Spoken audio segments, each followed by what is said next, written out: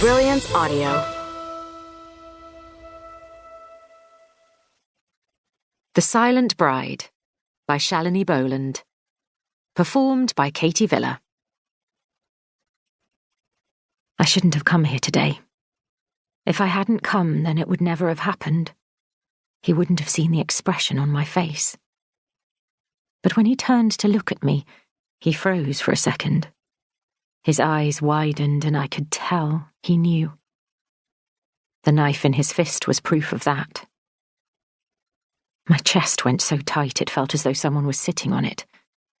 Even now I'm massaging the spot between my ribs to try to loosen it, to get my breathing under control instead of these rough gasps squeezing from my lungs. A sound I've never heard before. There was no time to think. I just lifted the brass lamp and threw it as hard as I could. She screamed. Of course she did. But now she's as quiet as the grave. And me?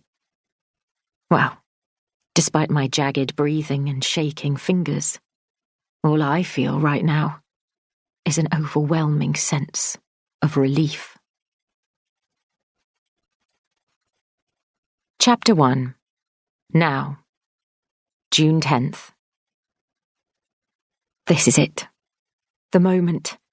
After all the years of daydreaming, of failed dates and underwhelming relationships, and of finally finding the one, this, right here, right now, is the culmination of it all. The moment that I, Alice Porter, walk down the aisle to marry Seth Evans, man of my dreams. Dad takes my arm. He's looking dapper in a charcoal suit and burgundy silk tie, a white rose in his buttonhole, same as all the groomsmen, and of course the groom. I can tell by the softening of his gaze that Dad is happy. He's always been ambitious for me and my sister Elizabeth. Wanted us to have good careers and good husbands. My father is the VP of a large logistics company. Almost at retirement age, he jets across the world as though he's 20 years younger. Seth, my husband-to-be, is a successful London doctor, an endocrinologist, who also happens to be the only child of wealthy parents. We met in a local pub just over a year ago when he was staying in his parents' New Forest holiday cottage with friends. I was supposed to be on a blind date that night, but got stood up. It was shaping up to be an awful evening, until Seth came over and saved me from swearing off men for life. It's been a whirlwind romance ever since. Ready? Dad asks.